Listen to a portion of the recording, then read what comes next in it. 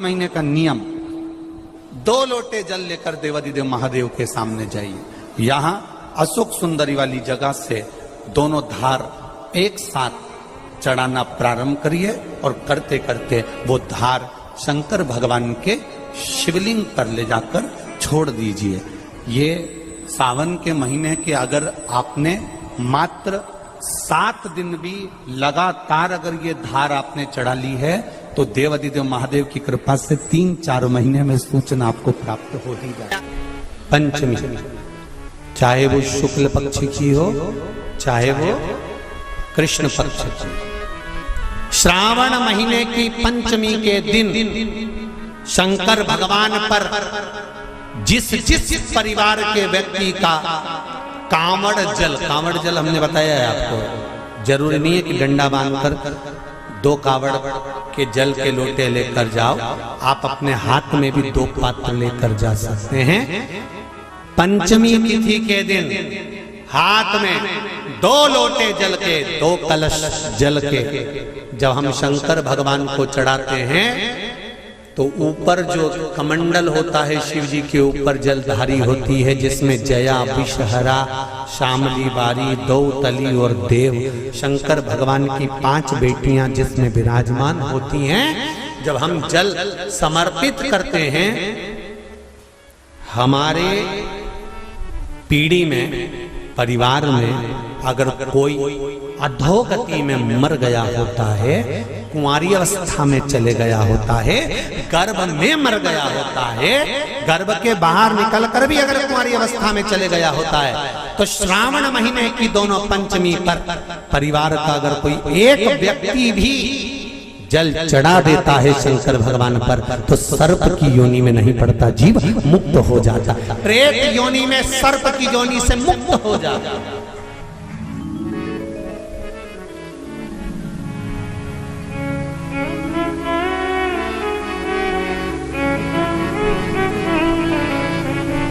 महाराज, हमारे यहाँ सांपों की पूजन कौन से दिन होती है, कौन सी तिथि में करते हैं? जम के बोलो जरा। नाग पंचमी। नाग पंचमी का मतलब क्या है? सांपों की पूजन करो। नाग पंचमी का मतलब होता है शंकर जी के मंदिर में जाकर 1 लोटा जल समर्पित कर दो। उसका कारण क्या है कि हमारे परिवार में, हमारे कुटुंब में कोई 7 कुटुंब में, परिवार में कोई 7 पीढ़ी के अंतर्गत भी अगर कोई जीव तड़प रहा होता है, पड़ा हुआ होता है, उसकी मुक्ति नहीं होती है, तो पंचमी का चढ़ा हुआ जल उस जीव को प्राप्त हो जाता है और वो जीव तर जाता है, उसका फिर जन्म नहीं होता, वो तर, इसको मुक्तता का,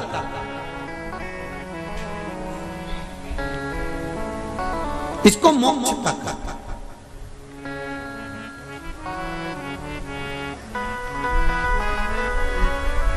ये मुक्ति, ये मोक्ष, इसी को कहेंगे कि ये मुक्तता है। चीजें इस कथा में से निकाल लेंगे। पहला,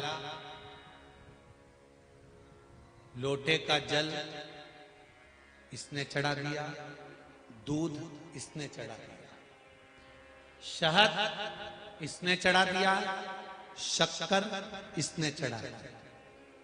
ये पंचामृत स्नान अलग अलग हाथ से हुआ, किसी ने कुछ चढ़ाया, किसी ने कुछ चढ़ाया, तो शास्त्र कहता है वर भी पृथक पृथक भाग में बट।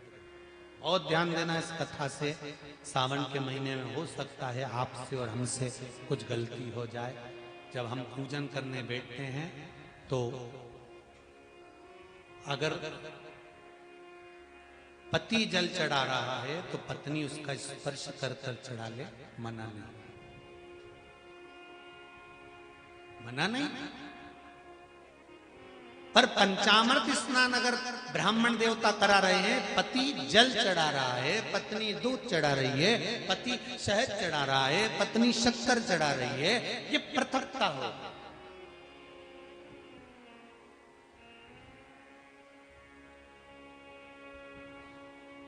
या तो दोनों को जल चढ़ाना, दोनों को दूध चढ़ाना, दोनों को शक्कर चढ़ाना, दोनों को। कितनी सुंदर बात है पशुपति व्रत की कि प्रसाद जो शंकर भगवान के मंदिर में एक हिस्सा लेकर आते हो, उस हिस्से को भी पृथक नहीं करा जाता। उस हिस्से को भी जिसने पशुपति व्रत करा है, एक हिस्से का प्रसाद उसी को खाना है। यहां तक है कि दूसरे को नहीं देना। शंकर भगवान के मंदिर में, शिव जी के मंदिर में नारियल तक नहीं फोड़ा जाता। क्यों? वो पृथक हो जाएगा। खंडित बेलपत्र समर्पित नहीं करी जाती, वो पृथक हो जाएगी। शंकर भगवान को धतूरा चढ़ाया जाता है, पूर्ण चढ़ाया जाता है। चावल का दाना चढ़ाया जाता है, पूर्ण चढ़ाया जाता है। एक बेलपत्र चढ़ाई जाती है, वो पूर्ण चढ़ाई जाती है। पृथकता ना रखे। अगर बल्ली देवी और देवसेना दोनों अगर जल चढ़ा रही थी, तो दोनों हाथ में जल के पात्र होते और दोनों चढ़ाती। पर एक जल ये चढ़ा रही थी, तो एक जल का पात्र ये चढ़ा रही थी। उसने कहा कांवड़ की यात्रा है, एक डंडे में एक लोटा बांध, एक तुम लेकर चलो, एक हम लेकर चले। नहीं नहीं नहीं, जल ले जाओ, मंदिर तक भी ले जाओ, पर चढ़ाते समय अगर तुम चढ़ा रही हो तो जल के दोनों पात्र तुम्हारे हाथ में होना चाहिए, दूसरा नहीं। जल की पृथकता नहीं, पृथक भाव। फिर ध्यान दो दूसरी बात, शंकर भगवान के मंदिर में जाओ, शिव की स्तुति में जाओ, पति और पत्नी दोनों विचार कर कर जाए। सुनो जी, मैंने पशुपति व्रत करा, आपकी नौकरी के लिए करा। सुनो, मैं शंकर के मंदिर में आपकी नौकरी मांगने जा रही हूं।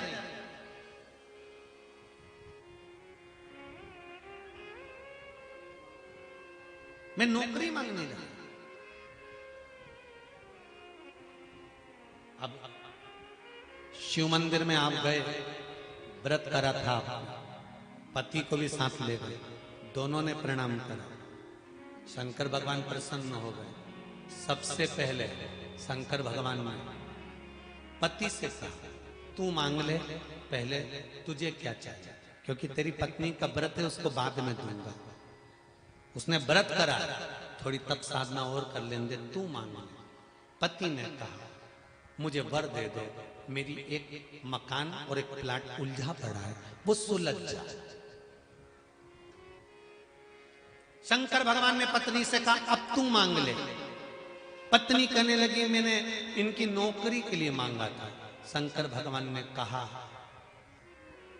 तूने नौकरी के लिए मांगा था, पर तेरा पशुपति व्रत जब तूने प्रारंभ करा था, तेरे मन में भाव आया था कि नौकरी मिले और मैं और मेरे पति दोनों शंकर की धोख लगाने के लिए जाएं, और भगवान के सामने जब हम झोली पसार के मांगे तो एक जैसा हमारी कामना पूर्ण कर देना। अब तेरे पति ने प्लाट का भाव मांग लिया और तू नौकरी मांग रही है, दोनों में पृथकता। फिर निवेदन करेंगे, शंकर के मंदिर में जाकर पति को बता देना कि मैं शंकर के मंदिर जा रही हूं और मेरी आराधना का कारण ये है, और उस आराधना के कारण ही मैं आपकी नौकरी के लिए, आपके व्यापार के लिए, आपके व्यवसाय के लिए, आपके लिए मैंने ये करा, और इसीलिए मैं पशुपति व्रत कर रही हूं, और मुझे पूरा विश्वास है शंकर भगवान मेरी मनोकामना पूर्ण करेंगे। तो दोनों जाएं और दोनों प्रणाम करें, तो दोनों के प्रणाम करते समय वर भी एक हो कि भगवान नौकरी लगा देना, प्रभु सुन लेना मेरे दातार, तेरी कृपा चाहिए। पृथकता नहीं। ऐसे मैं और उसका जांच, शरीर में गांठ पड़ गई, गठान हो गई हो, शरीर के किसी भी अंग में अगर गांठ पड़ी है और उसका जांच करवाने का डॉक्टर ने बोला है, और जांच करवाने के लिए आप जा रहे हैं, बेले का फल, बेलपत्री का जो फल होता है, वो फल सूख गया हो, जिसको हमारे यहाँ नवरात्रे का यज्ञ होता है या शिव जी का यज्ञ होता है या अन्य यज्ञ होते हैं, तो बेल के फल की आहुति भी दी जाती है। बेले का फल जो सूख गया, सूखा हुआ फल जलाकर उसकी भस्म तैयार करना, उस भस्म को पीपल के पत्ते पर रखकर पिपलेश्वर महादेव का नाम लेकर, कौन से महादेव?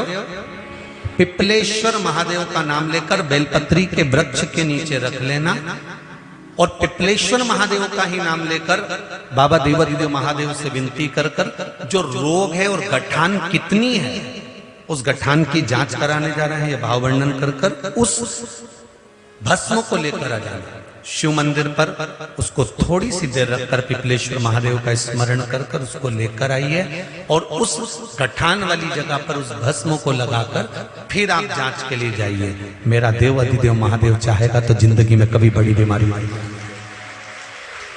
धीरे धीरे धीरे धीरे रोग उस गठान वाली जगह पर अगर पिपलेश्वर महादेव से भस्म भी शंकर के नाम से पिपलेश्वर महादेव के नाम से लगाई जाए तो गांठ भी धीरे धीरे गलना प्रारंभ हो जाती।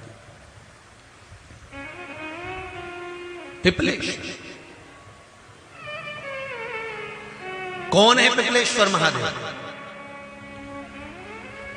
पिपलाद पिता के जाने के बाद, माता के जाने के बाद पीपल की कोटर के अंदर पल पोस कर बड़ा होता है और पीपल के फल खाकर बड़ा होता है। शंकर भगवान ने एक पीपल की कोटर में रखकर पिपलाद को बड़ा कर दिया था, तो पिपलाद ने शंकर भगवान का भजन कर कर शिव को प्राप्त करा था। तो शंकर भगवान ने जब पिपलाद को दर्शन दिया था तो पिपलेश्वर महादेव शिव जी का नाम हुआ था।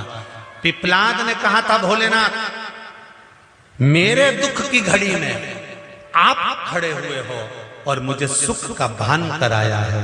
जब व्यक्ति के जीवन में बहुत भारी रोग हो और बहुत तकलीफ में हो तो मेरा पिपलेश्वर महादेव उसके हर क्षण सामने खड़ा हो, तो वो पिपलेश्वर महादेव के रूप में खड़ा हो।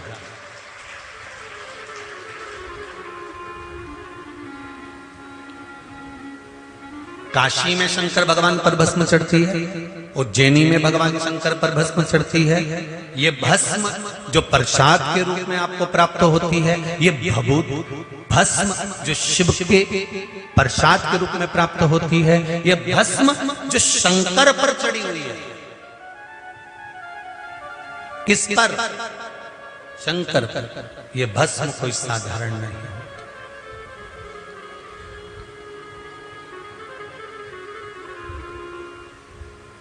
इसका प्रयोग कहाँ करना है, कैसे करना है, कब करना है, यहां तक इसका वर्णन है महाराज। पहले की कथाओं में भी इसका वर्णन किया गया कि हम जो मस्तक पर भस्म धारण करते हैं, त्रिपुंड धारण करते हैं, कंठ पर भस्म लगाते हैं, भुजाओं पर भस्म लगाते हैं, कलाइयों पर भस्म लगाते हैं, हृदय पर भस्म लगाते हैं, कर्णों पर भस्म लगाते हैं। जब यज्ञ करता ब्राह्मण यज्ञ पूरा करवाते हैं तो उस सुरवे को लेकर भस्म निकालकर आपके कंठ पर, श्रवण पर, मस्तक पर, हृदय पर लगाते कि नहीं लगाते? उस भस्म का प्रमाण है।